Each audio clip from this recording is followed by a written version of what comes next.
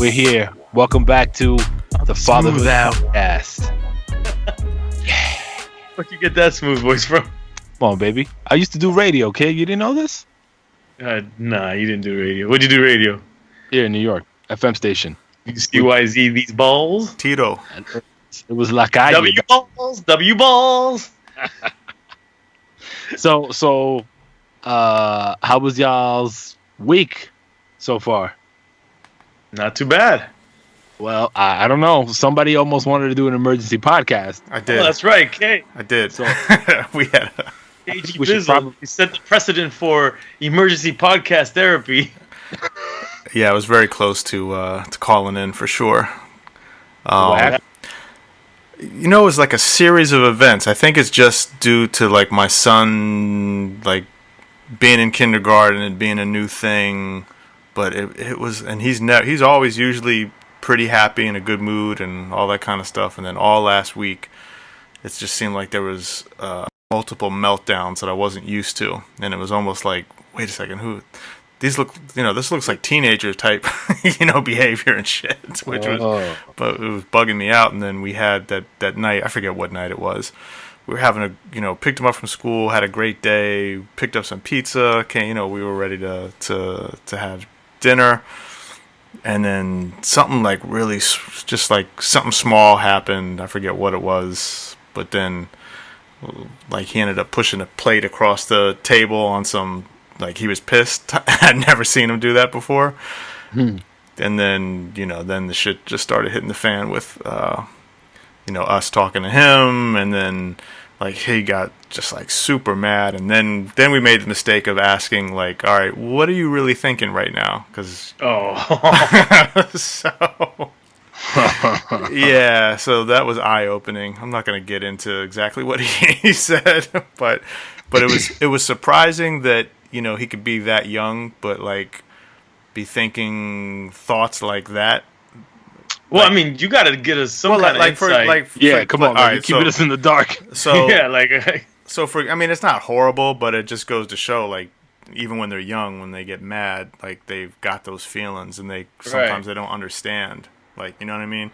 So I don't know. We were getting on him about it, and like, he was having a meltdown or a breakdown, and then we tried to like pull it back around and try to figure out what the root of it, what was going on. But he was still mad. He was basically, we're trying to talk him out of it, and he's still just like, can I leave the table now? I just don't want to talk to anyone.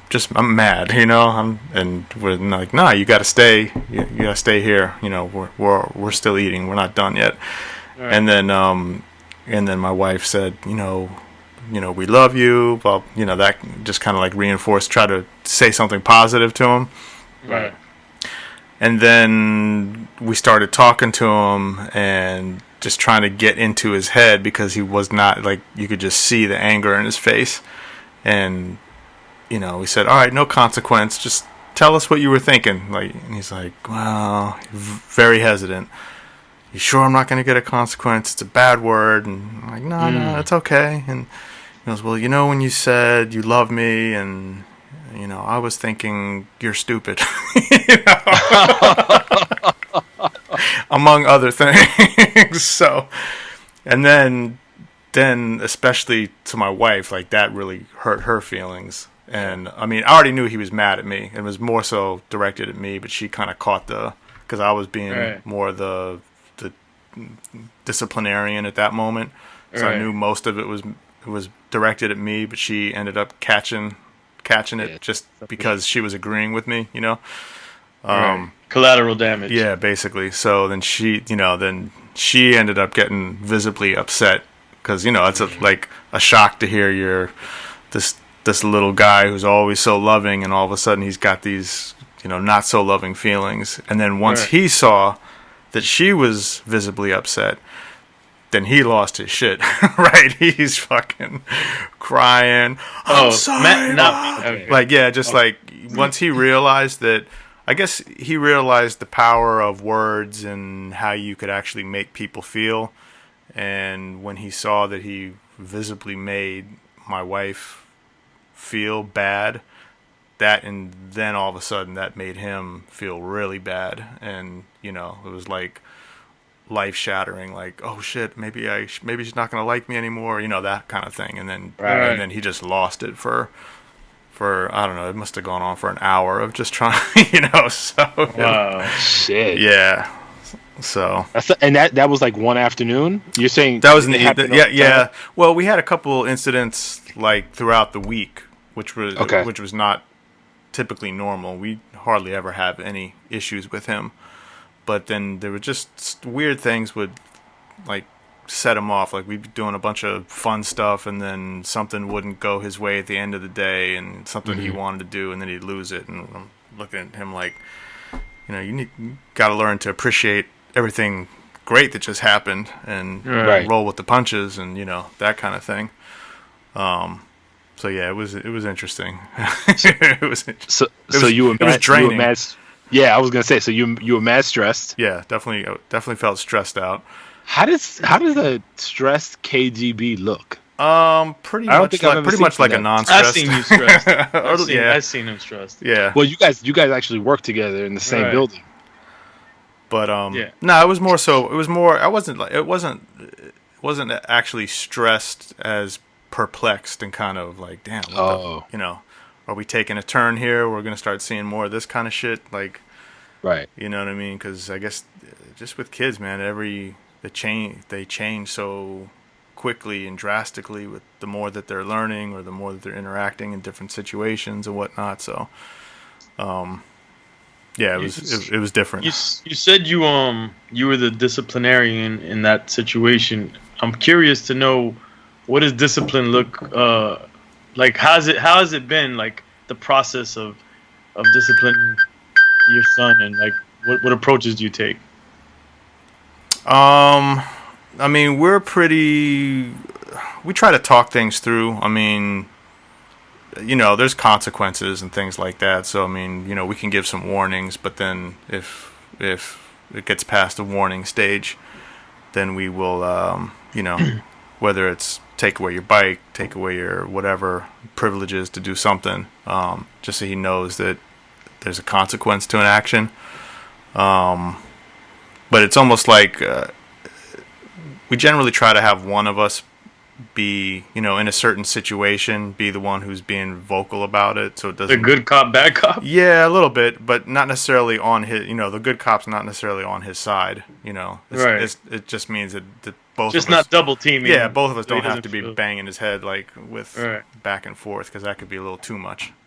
What age did you start to implement any kind of discipline that you saw that it was he even understood what it was?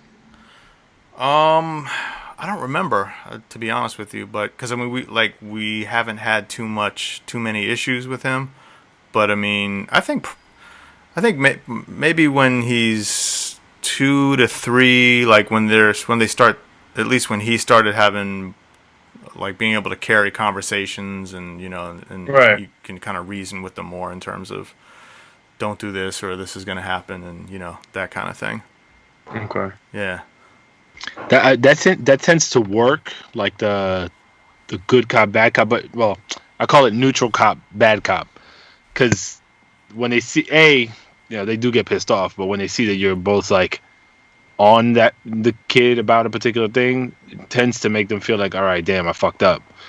But I'm victim of this all the time, and my strategy has changed dramatically, because when my wife would get tight, and she's the one that has the most patience, I got a short fuse. So I'm the kind that's like, all right, look, I'm gonna tell you once, I'm gonna tell you twice, but if I had to tell you a third time, there's gonna be some serious shit going down. And I had to stop, like, ganging up on the kids, because you see, I mean, it gets scary, because you got everybody screaming at you at the same time. Like, you're like, they crawl up and they're like, all right, I don't know what to do, and they start panicking. So I just shut up and let my wife do what she needs to do, and then when things calm down, I'm like, yo, you got your mom pissed off, and they know when they get mom pissed off, like, they really cross the line. But you know what? The discipline thing is also, as much as it's a learning experience for them, it's it's for us as well, if we care to look at it that way. Because like looking back at this particular scenario, now that I'm thinking about it, it's, it was something as simple as he was messing with a plate, and we told him not to do it, and, then snatched it out of his hand and then replaced it with a plastic plate. And I was like, oh, you're going to use the baby plate now. And that pissed him off, like, 'cause I'm shaming him. You know what I mean? Right. So in turn, then he does something. So there's always, this.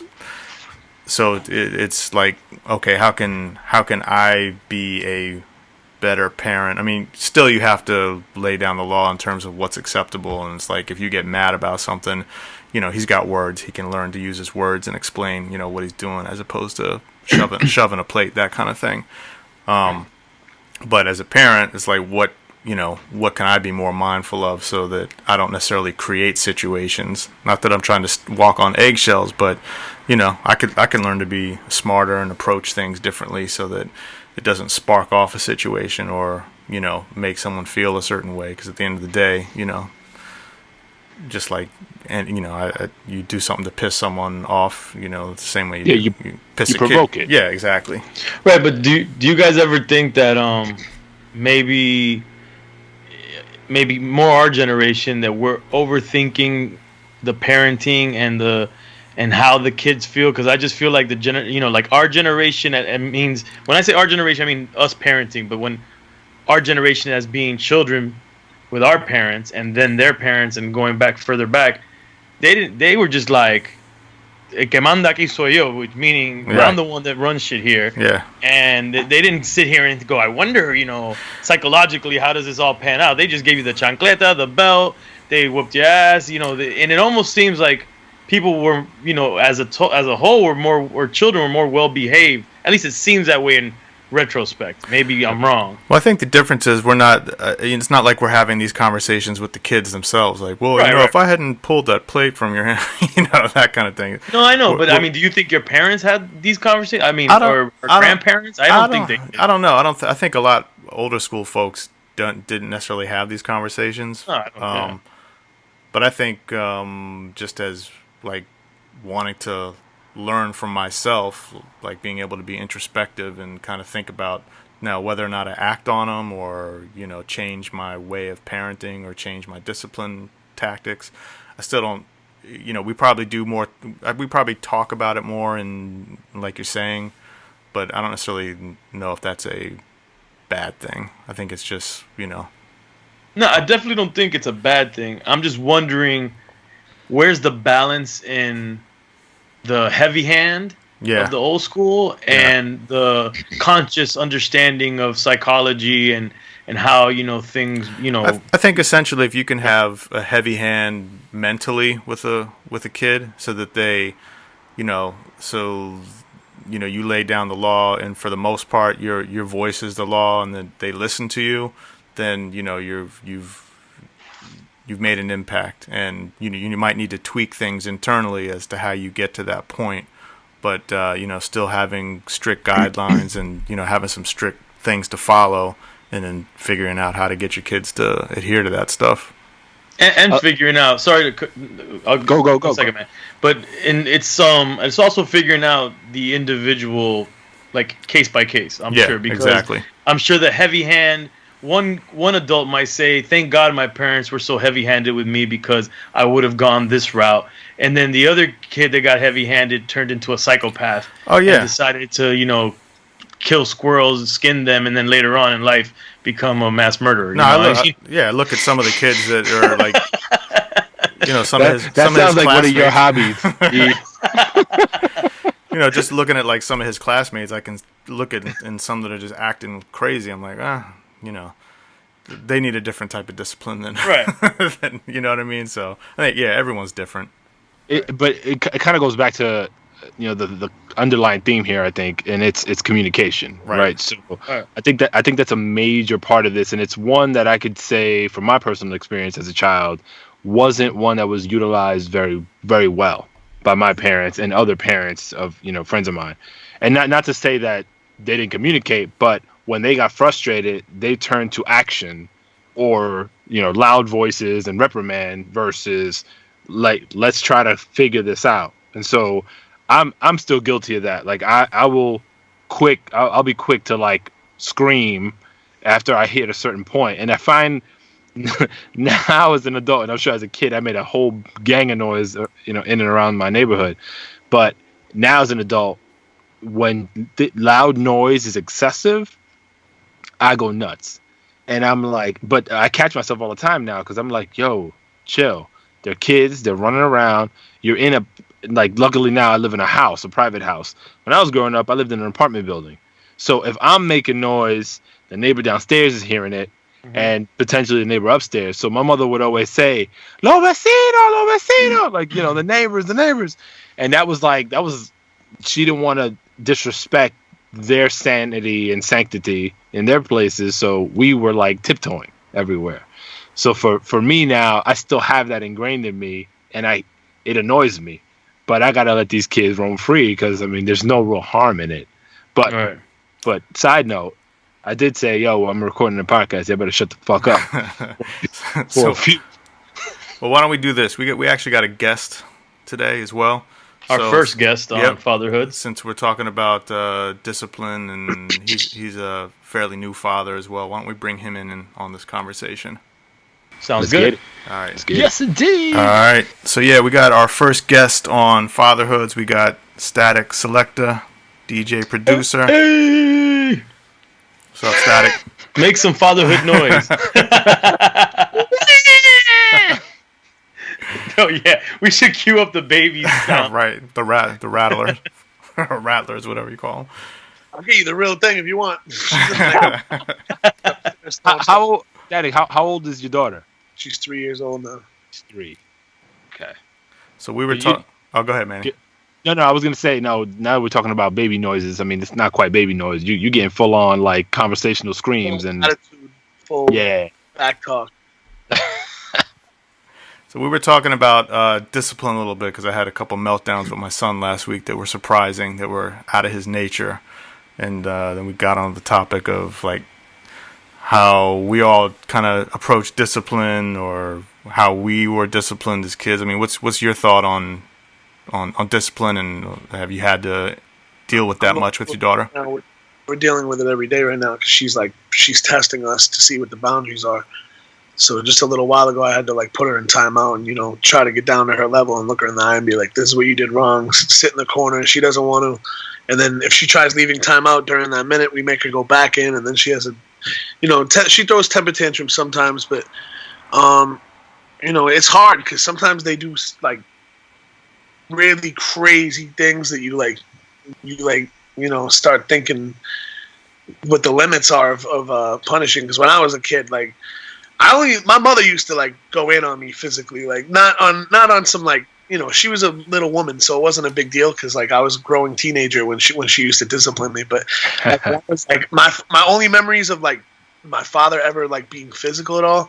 I was probably like 3-4 years old, and he got me going up the stairs one time, and he never touched me again the rest of his life. And that was like one time was enough to like scare any idea of talking back to him out of me for like my whole life. You said he stopped, and do you think that he thought he took it too far at that point and was like, all right, I'm good? Not even. I think he just I never like dealt with him getting that upset in my life at that point. And I just the memories I had as a little kid, like he like got me going up the stairs. He didn't like hit me in the face or anything, but he might have got my leg or like hit me on the butt or something. But I remember being so terrified that I like never talked back to him ever again. That's what we were kind of talking about. We were saying like the old school heavy hand approach, and even our parents who still use the belt or the chancleta or whatever, versus now we're like kind of like we kind of overthink it. Like we're not necessarily, at least everybody so far on this podcast, we're all like not really thinking about first thing we're gonna do is hit our kids. So that's kind of like what we're saying, like what's the balance of like, because it seemed like the old school approach did kind of work, Putting fear in them doing it is one thing, but it's like like the furthest we've gone in this house is really like when she's done like the something extremely bad, like like purposely poured like strawberry syrup on the white couch or something like that. Like, definitely like held her hand down and hit her hand like pretty hard just to like scare her, like and it works sometimes, but it's like I don't like that mentality, because then when she gets mad, she like thinks she can hit other like right. They're like, it's different having a girl because with a boy, it's like, you kind of raise them to be tough, but with a girl, it's like I'm still figuring it out. You know what I mean? Right. No, I'm right behind you. I have a 4-month-old daughter, so 4-month-old. So I got. You got a little ways to go before you deal with it, like on that level. But like I've said a million times, if I had a boy and he did what like she done a couple times, like he would definitely catch it. I mean, I want to raise a boy to be like tough and be like ready for it. Like you don't want to do that with a little princess. You know what I mean? That's kind of the problem though, because I have 2 girls and a boy. And my boy's in the middle. So what you just said actually rings true. Because my youngest, she's 2. When she starts to wild out, it's a conversation for the most part. Yeah. When my son wilds out, and so he's 5, so he already understands certain things that he shouldn't do. But and boys tend to be this way, is what I keep hearing from parents. He wants to stretch the boundaries beyond what the girls would dare to do. And so when he does it, he gets the psycho face, right? And so the conversation is like grit, chomp, clenched mouth and practically cursing at him is kind of how it goes down. But it's tough because you're right. You want him to be kind of tough and grow up, to be a man's man, so to speak. But sometimes you want to beat the crap out of him. But I noticed in the long run, people that I know that are siblings that are boys and girls. Even my cousin, who she would always say, as we got older, that I was given more leeway as a boy in the family versus her. I wonder if that's kind of like the tit for tat. Like you want to be more, you want to raise your boys tough, but then later on, then the girl you tighten her in the noose so she doesn't do as much, and then you let the boy run free. I wonder if that happens. Yeah, it's hard. I grew up an only child. Like I have a half brother and a half sister, but they're both like over 20 years older than me, so I never really grew up with them. And then the only time I ever dealt with any of that was like I have a couple cousins that used to like literally like boy and girl that used to physically fight nonstop. So like that's my only real memories of like kids growing up dealing with that. Like I have nieces and nephews, but I wasn't really around them at that age. Like they lived out of state, so it's like it's kind of like living a new life for the first time ever because I've never dealt with a 3-year-old girl in my life. How's that changed your whole lifestyle? So I mean, prior to fatherhood, I mean, you lived a pretty wild lifestyle, and I would assume that you still do. But I mean, how's that changed for you? With my career, it's like I don't have to really do anything during the day besides like when I do Shade 45, I have to go in the city a little early, and I usually have a meeting in the city. But besides like meetings, which at this point my management handles a lot of that, so I'm like blessed to be able to be with my kid from like the moment she wakes up until I go to the studio at night, and I don't go to the studio until probably like 9:30 and she's asleep. So it's like I'm with her like a lot of the time. So it's like that's definitely a luxury for me because I get to see everything, and a lot of my friends in the same situation work in the city and they got to go to jobs and like be in the office all day. They get home, they see the kid for like an hour. So it's definitely like it's a privilege to be able to be with her all day and see, the growth every day. And, like you asked what's changed. It's like I used to tour like 200 days a year. Now it's like I only do my own stuff. Like I used to DJ for Joey Badass. I DJed for Q-Tip, all kinds of people. But now it's like I don't leave town unless it's my gig and it makes sense for me. You know what I mean? Like my time is way more important at home now. And plus, honestly, like I like being in the studio more than anything now. So I like to be able to just go to the studio every day when she goes to sleep. And being on tour for months at a time is not the move when you're getting older. I'm 36 now. I started doing that when I was 22. So it's like it got old. So that's like the biggest thing in my life that's changed is the travel.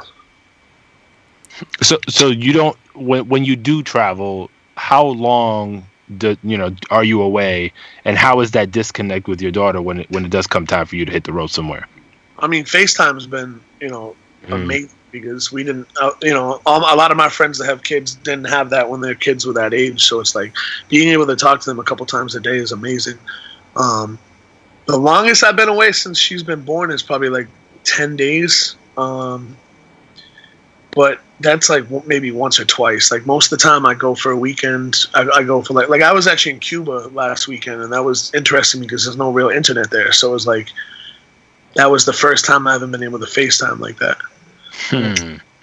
But like most of the time, I go away, do a gig, maybe stay an extra day or two. Like I'll do a little Europe run for like 4 or 5 days and come back. Like nothing extensive. You still with you and the baby's mother together? Yeah, we we've been through a lot, but we're definitely in the same house now and trying to get things back to the way they were. So she's supportive, and when you do travel and all that, is that everything kosher there? She doesn't have to work. She just takes care of the kids. So like that's kind of like the way it's been set up since way before the baby was born. What does your daughter think about the music side of things? You have her come into the studio and that kind of stuff, or she's in the studio with me. She's on my last album. She's all about music, and she loves scratching and making beats and stuff. Even though I never wanted her to be a DJ or do any of that, but like she like sees me do it and sees other people, and her aunt and her uncle. Her uncle's Tony Touch, so she sees him, and his girl Sony, and it's just like she's just surrounded by it that she loves it so much. So if she ended up wanting to DJ, it's all good. But I never wanted her to do that. So like a lot of people are like, "Oh, she's gonna be a DJ." I'm like, "Nah, no, she's not." But definitely gonna be into music. Like she loves singing. Her mother sings. So hopefully she starts taking singing more serious. I want her to take like instruments more serious. So we were talking. Go ahead, Manny. No, I was gonna say, what do you think about the state of fatherhood just in the hip hop game, right? Because I think one of the big reasons why we decided to get together and do this was, there's a stigma against hip hop culture as it relates to fathers, and the narrative, if you believe it, is that they're always absentee, never really about their kids, and I mean we've seen firsthand that that's not always the case. So how do you see it with the artists that you work with and just the industry at large from your perspective? I gotta like my immediate circle, everybody's great dads, and I see like the divide because like a lot of them, their dads weren't around, and like I've seen both sides of it. I try not even to associate people with any that ain't involved in their kids' lives, but I also do know it's not always that easy. I don't want to say no names, but I know some like really high profile like celebrities that I've had like deep conversations with that don't really get to see their kids, and it's super frustrating because when they say their side of it, it's like, damn, like I know it's not always that easy. I know a lot of people that can't see their kids in general that it really hurts because they're good people, and it's easy to be like, oh, anyone that doesn't see their kid's a piece of shit or whatever. Like, right. You gotta really know the both sides of the story. So it's like, and like I said, in my immediate camp, like I got dudes like Terminology who has good dad gang and has he's there for them. My friend, one of my good friends, Bamford, he's my kid's godfather. Like everybody in my immediate camp is like amazing dads, but I have dealt with like dealing. I wish I could say names, but I can't because I would never break that confidentiality. But it's definitely people that like you've probably heard things about that. It's just so, both dudes and both fathers and mothers can be real evil when it comes to using the kid as a tool. Yeah. And I think the stigma goes back to like just people in general when a lot of artists would rap about groupies or cock and bitches or whatever. It just seemed like people were busting nuts, not caring the consequences. Right. And then and they would joke about like, oh, I got possibles and kids and blah blah blah. And I think that's where the negative stigma came from. When really most of these guys are even saying that really and truly weren't living that type of lifestyle. They were taking care of their kids. Like we come from a different generation. Yeah. Being more conservative with like having kids, and even in like the 90s, dudes were having 10 rappers would have like 10 kids. You still hear about it once in a while, but not the way it is now.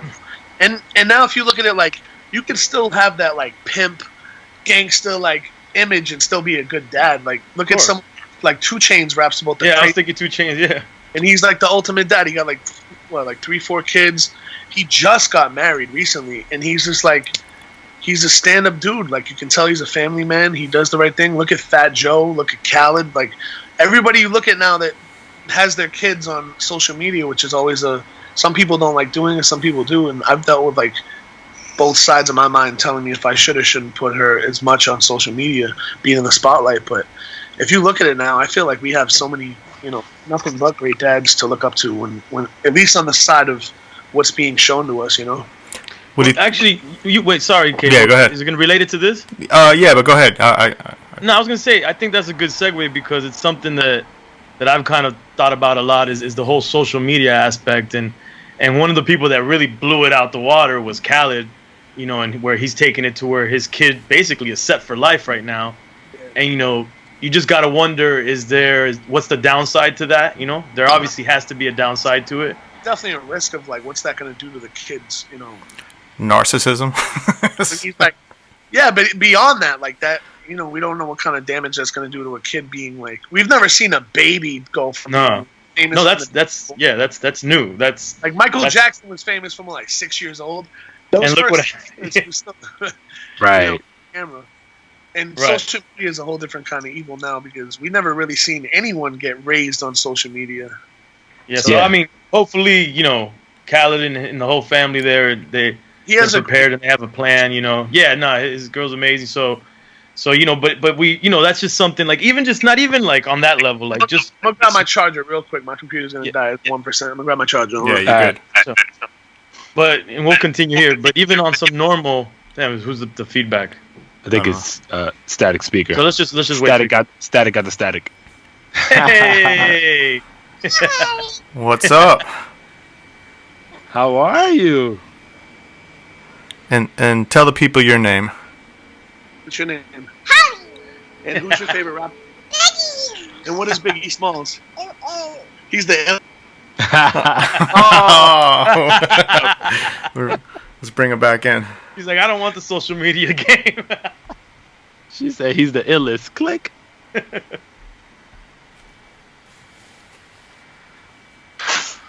a little. Don't press anything. This will be a little late night editing session. That was dope. We'll keep that. Stop pressing buttons. Oh man. Let's see what timeout looks like. Yeah, we kind of have to keep this in. Yeah, we're gonna keep it. We're gonna keep that. No, press nothing. Stop. All right, Static. We're seeing discipline in action right now. Don't press any buttons. You keep cutting them off. So Harley, Biggie Smalls is the illest? Yeah. Where do you live? Hey, talk to me. No, where do you live? Mickey Mouse is Ellis No, where do you live? in Brooklyn. Nice. And it's You like Brooklyn? Yeah, you talk to me. Me? Who? The guy with the beard? Who? The guy that looks like Santa Claus? Yeah. So you got the studio named after you, Harley's House of Hits. Yeah.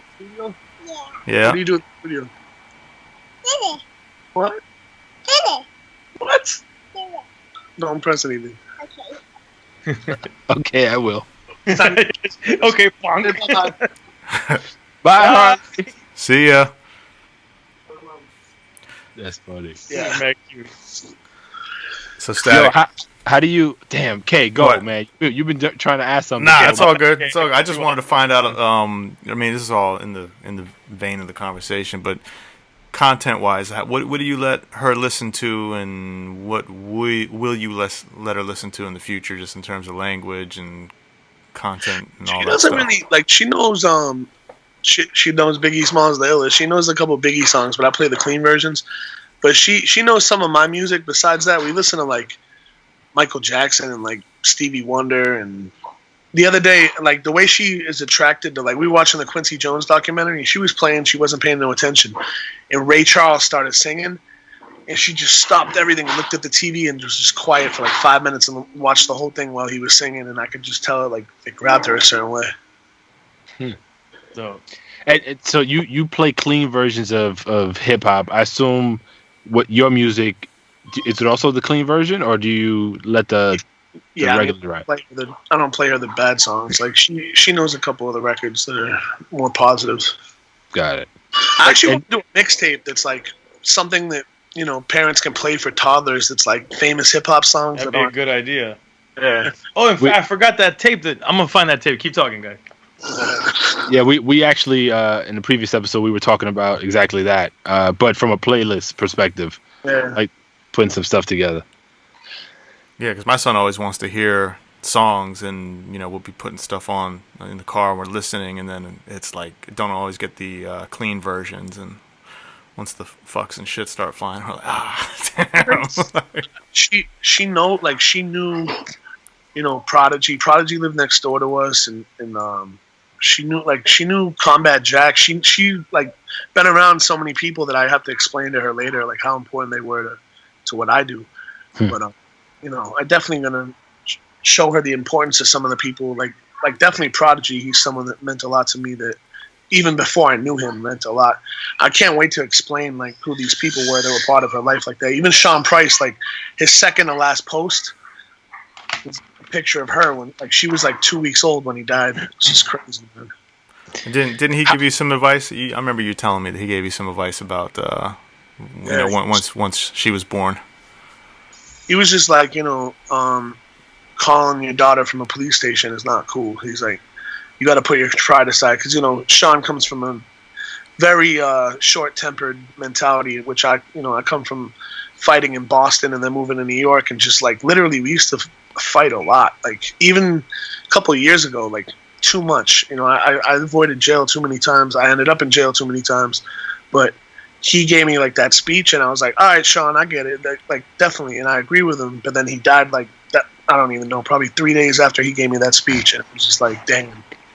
So I like tried to do that for him, and obviously for her, but just he took that conversation so serious. And a guy like Sean Price, all he does is rap about slapping dudes and beating people up.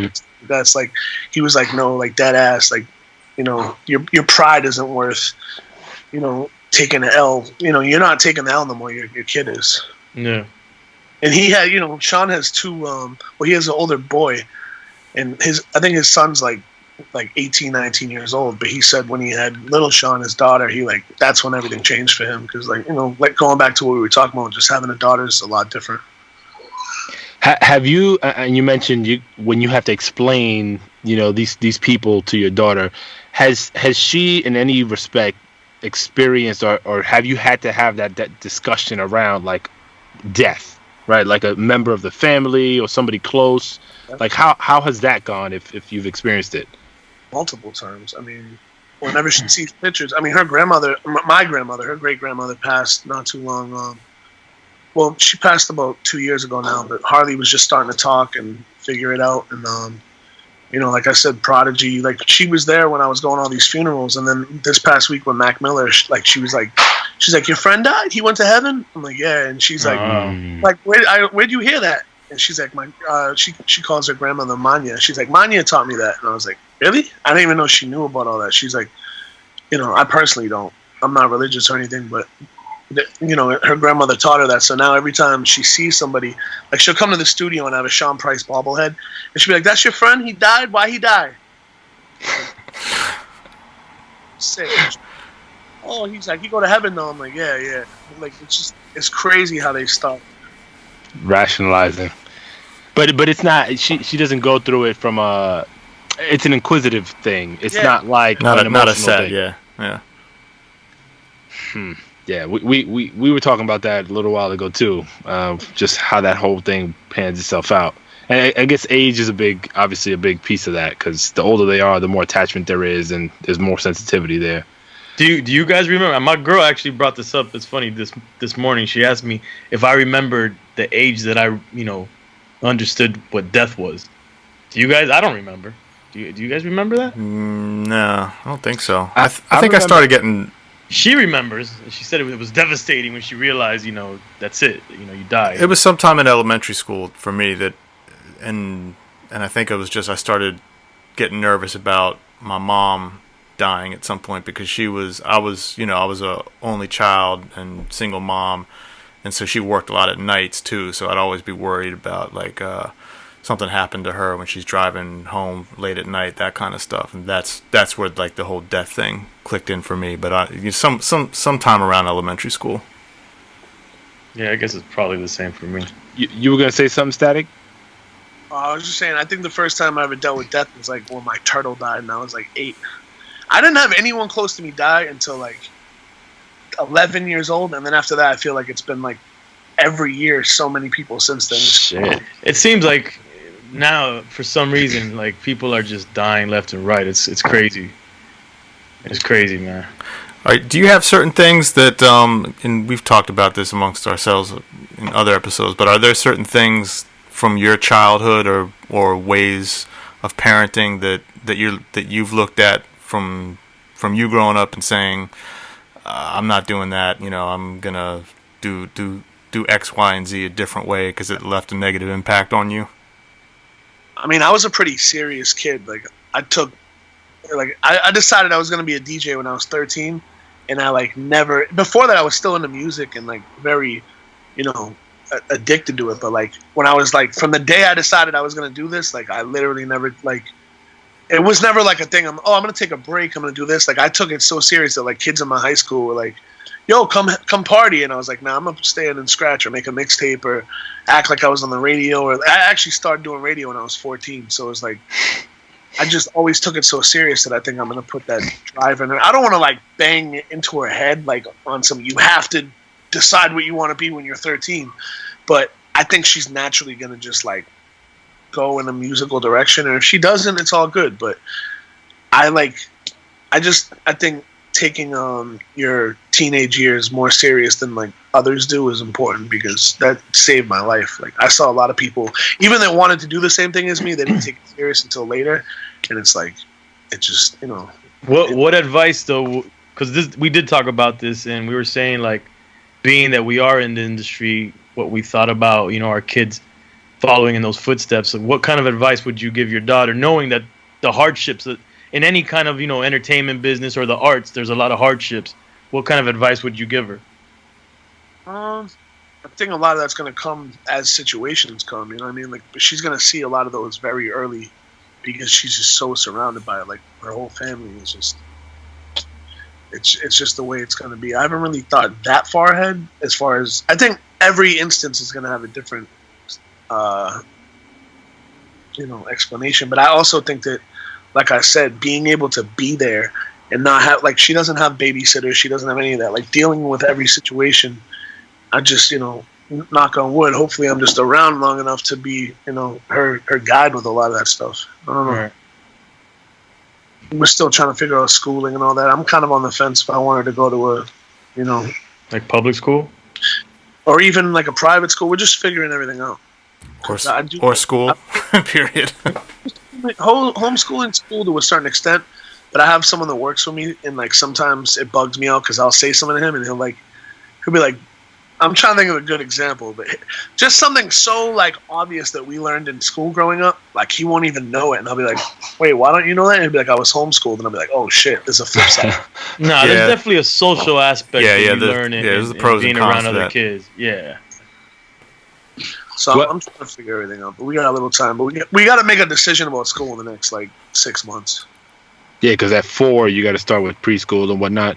That's the plan. She has friends that are 3 already going to like preschool.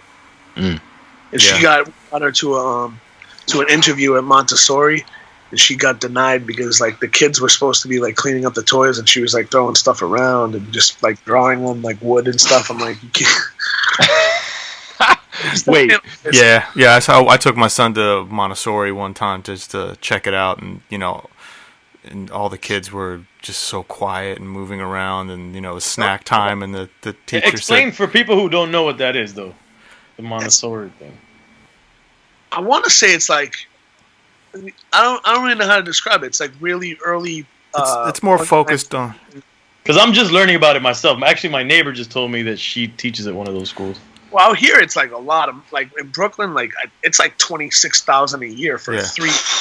All you need to know is it's expensive. No, I already knew that. Just one of my close friends grew up going to it, and he was like he was like lower class, so I don't know how he went to it because I guess it like depends which one you go to, different prices and all that.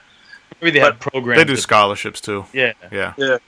So I don't know. I just know that it's basically more focused on the kid as opposed to like the teacher, like as like in a traditional classroom setting. Individual, like so like there's no front front of the classroom. It's basically the kids come in and then they go in and figure out what's interesting to them, and they start working on those projects. No grades, right?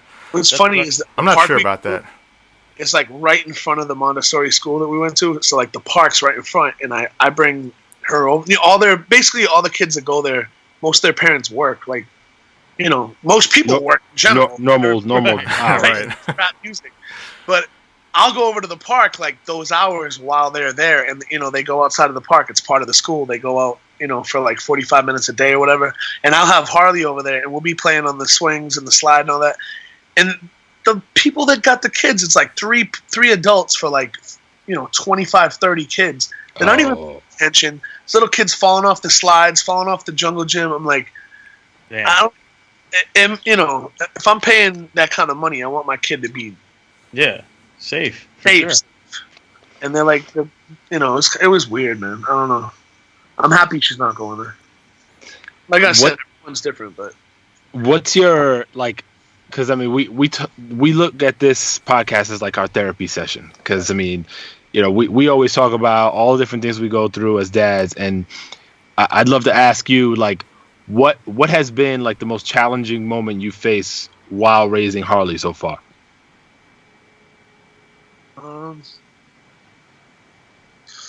Right now, it's a mix between definitely the disciplining thing and also potty training's been a pain in the ass. And I know other people that have had it easier, but we're having a hard time with it. Let me introduce you. Check out episode 2 of Fatherhoods. All about potty training. She'll hide in a closet, or she'll go like in a dark area and like. And just when when she has to do number 2, when she does, she'll be like, "I gotta pee." We'll be in a restaurant. We'll bring her to the bathroom. She goes pee. But as soon as it's time for number 2, like she's just very private about it. And when her friends already are wearing panties and not wearing pull-ups no more. She's like the only one that she hangs out with in her age group that still does it. So it's getting aggravating. But does she tell you why she prefers not to, or is it kind of she's completely like shut off about it? Even though she gets treats when we did the whole treat thing. If she goes in the toilet, we'll give her ice cream or like a cupcake or something, and it's not having it. You know what? She was doing great, and we went on a trip to Puerto Rico, and like we were like, whatever, we're in Puerto Rico, she can wear diapers the whole time, and we didn't like stress it, and that kind of like just set us back months. Yeah, kids see those things can, because kids are, at least from my understanding, is they thrive on the consistency of like when you're trying to teach them stuff. So if there's breaks in the routine, then things can go a little haywire. And I would imagine there's always going to be breaks in the routine, especially lifestyles like ours. Yeah. So you mentioned something, Statik, early in the conversation where, as part of your disciplining, you got down to her level when you put her in timeout. It's an interesting dynamic, because I mean, it's something that it's not immediately noticeable for somebody to think of, but it is probably the best way to do it because you're getting at that level. Was that something just inherent, or like were you reading about stuff? My mother has 7 brothers and sisters, so like she's been dealing with their grandchildren for years, and she helped raise my brother and sister even though they're not hers, and like they have kids, so she's been dealing with like toddlers for a long time, but she's the one that like really stayed on us about getting down to her level and explaining to her what she did wrong and all that. Yeah, we do that. We do that too. We learned that. I don't remember where we learned that from, but that was an early on thing that we learned to help get the point across, is to crouch down and get at their level. That's one of those things that I actually read about, where usually it was like gut stuff with respect to like how to treat and raise a kid. That's something I read, and I was like, oh shit, that makes all the sense in the world. Did you end up doing it, Manny? I do. You read that shit, man. Fuck it. I was like, fuck that. Nah, I do it. I shake the shit out of my son though sometimes, and I gotta chill. Oh man. I don't hit him, but like, sometimes I just gotta be like, yo, what the fuck? And then he gives me the wide eyes, and I'm like, all right, put him down, keep it moving. That's that Dominican shit. Hey, bro. Sometimes, you know what I mean? I told you a long time ago. I used to take her and like I'd be like, "You want to get baby slammed?" And she'd be like, "No." And I used to take her and, like throw her on the bed. Now she's like, "Yeah, slam me." Yeah, more. All day. She's like, "Slam me on the couch, slam me on the bed." She loves being thrown on the. So I read about that actually. That like there's a whole thing about physical play for kids. Like that, there's a lot of kids these days that are coming up that don't get any of that kind of interaction, and so they I forget what the whole thing is, but they lack in something. But yeah, I mean the kids need a certain amount of that like physical wrestling and play with their parents and stuff, and nowadays there's just not a lot of that. It goes to like with bullying and all that. Like I feel like when we growing up, bullying like made us like prepared for the world and tough. But and you want to be like, oh, like my attitude was like, oh, bullies were always a good thing. The thing is now is with social media. It becomes a different. It goes further than the school. It goes further than the playground. That's the problem. It's just a whole different world now because, with anything, everything's just so sensitive and like, you got to just be careful on what you tell your kids to say. It's a whole new experience, man. Even like being on, I'm on Shade 45, which is like literally uncensored, but there's certain things that sometimes slip out that we got to be like, damn, we got to watch it. Cause like, coming up, a lot of crazy words were being thrown around that were fine on the radio. Howard Stern was throwing them around, like like saying the FAG word and things like that. In hip hop, it was normal, and like rappers were saying it. Every rapper you ever heard said the word, and now it's a complete like taboo, like off the chart thing. And it's like, even with like media and like, I'm not that I was gonna say words like that around my daughter. I'm just saying in general.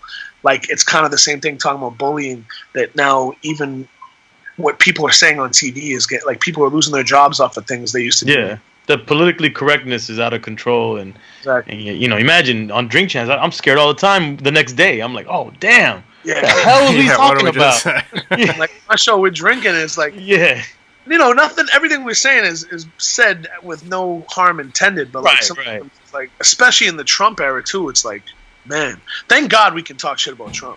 This is like there's other radio shows that I've seen like people get letters like, yo, you cannot. I don't want to say who, but other DJs have got letters like you can't talk shit about Trump, like it's against policy. We actually have to watch what we say about that around my son, because then he goes around and repeats it, and everyone's got different views, and when you're out in public, so it's like it's also like letting him understand like, look. What we talk about at home doesn't necessarily mean you have to repeat everything, because everyone believes different things and lives a different way. So, Well, Harley's Puerto Rican, so she already hates Trump with a passion. we don't limit our Trump hatred. Her Boricua side is automatic. Nah, like a lot of her family got, they're devastated in Puerto Rico. So there's I don't care what she says about him. She hates him. Yo, talking about the social media stuff again, you saw what Kanye said recently, right? About him thinking that they should abolish the view count and the follow count. I'm not mad at that. The only thing is it's like, who's going to be, like, how are you going to even filter the personalities on social media if there's no gauging why they're known for it? You know what I mean? Like, well, it's a good idea. I just think it's a little too late for that, because it's way too late. There's so much industry on a positive side, like independence, from the gatekeepers, that social media having those numbers, but there might be ways to circumvent that. Like, you can maybe have a back end that you can show. Think about how many like people wouldn't be famous if they didn't get likes on Instagram. It's crazy. Yeah. But what he's saying makes sense. Like for our kids, basically, is what I'm thinking. Like I don't want them to grow up in a place where they think the only validation they have is how many people follow them on a social. Imagine a kid in elementary now, because that's where it's at now already, in elementary school, wondering about social media, numbers. Like, that's crazy to me. Well, just think about what they're doing in China. Your social metric numbers. It's not Facebook or Instagram in the next like 10 years, though. It's gonna be some next level. Oh, it's gonna be some other shit. Yeah. It's gonna be like integrated in people's bodies. Well, no, you know what they're doing in China, right? That basically your social metrics and your social numbers reflect like the higher and that you have like a positive status affects how you're going to be able to rent an apartment, buy a house, the money, all that stuff. Yeah, that's ridiculous, man. Yeah, that is ridiculous. You guys watch Black Mirror on Netflix? Nah, I need to see that. So there's an episode that has that in it, but they're actually doing that in China, or at least rolling that out. So that's kind of scary to think about for kids in the future, because you see all kinds of dumb shit on social now, and so. You asked what was one of the biggest challenges is like really accepting that you're bringing a new life into this world that's about to get crazier and crazier. Because technology alone is going to just implode everything when it comes down to it. Like, things are getting too advanced. And, you know, every year, what do they say? Things get like 100 times quicker every year. It's going to be ridiculous. Yeah, it's like, where can it even go? Like, that was my hesitation in having kids up till now. And now my girl wants to have a second one. Terminator. Just so our kid isn't an only child like us. Yeah. So I don't know, man. I just can't imagine. I don't mind her being an only child. Like I was an only child. We had a very rough 2 pregnancies, and like the second one, thank God, you know, Harley was born. So it's like her mother's done. So, and I'm cool with that. But like, you know, I think being an only child, you know, it's a double-edged knife. It can definitely it can help you as much as it can hurt you. So I'm not mad at it. But. Well, maybe in these social days, having that extra friend, you know, that blood wouldn't hurt, because maybe if you're an only child, maybe you start to rely too much on these social services to have, you know, friends and family in your mind. Well, so I guess it boils back down to the parenting and how you know how much you let that into the kid's life and how you're able to monitor that. It's about substance. Like, a lot of people, you know, are just not living in the real time anymore. They're looking at their phones all day. Even if they're in a club, they could be at Coachella and they're on their phone. Like, people aren't living in real time, so it's like you got to just teach. They're living for their phone or for the social platform. They're not living it anymore. That's the unfortunate part. I'm definitely a hypocrite because it's hard, bro. No, we all are. We all live like this. I had these conversations because my lady's 10 years younger than me. So when we started dating and she was using social media in a way that I wouldn't use it, you know, like kind of like diary style. Yeah. And I'm just like, how could you even do that? Like, I'm just like, and then she's like, but who are you to talk? You're on this shit all the time. And I'm like, yeah, but I'm looking at myself as an entertainer, as a marketer. You know, I'm using it as I'm doing certain things to get certain amount of followers because I need certain amount of eyeballs on what I'm promoting. Yeah. So I'm looking at it differently. Now, obviously, there's a hypocritical side to that, but and imagine that's her generation, and then the generation before her, and then the generation growing up now. Like, to them, it's all encompassing. I was watching some shit that in Bangladesh or one of these fucking countries, they introduced Facebook, and it's like their internet, and they live life by Facebook. Yeah. No, was it on John? What's it called? This Week with John Oliver, right? John Oliver said Seymour. Yeah, you saw that, right? Seymour. John Oliver. Yeah, it was. How you say it starts with an M? It's like Myanmar. Yeah. They had the problem with the Muslims, and they were hating all Muslims based off everything they were seeing on Facebook. It's ridiculous. They basically said there was like 2 people that spoke the language that worked for Facebook in general. So like basically all this hate towards Muslims was being spread off of like false information, and it was starting this like, what are you doing? Holding your hands. The 5 minute the 5 minute mark. You got to definitely watch it. I suggest anyone out there watch the piece. Yeah, it definitely underscores everything we're saying about social media. So Statik, what is it that, I mean, I think we kind of covered it, but fears wise, right? So like, what is your biggest fear as it pertains to her growing up and developing? Is it like technology or other things? I'm not worried about her with technology. I'm just state of the world, really. I think about it all the time. Like, if things break, you know, things get crazy, I'll move to like Canada or Vermont or something. I'm I'm thinking about getting my Canadian passport because I'm like generation removed. You ever tried that? You ever tried that? Who is that? Who's that? Dude, who is that? Dude, who is that? That's Harley. Can you say hi to Harley? Come here. Can you say hi to Harley? Yes. It's the kids' takeover. Hello, Harley. Hi. Now it's childhoods.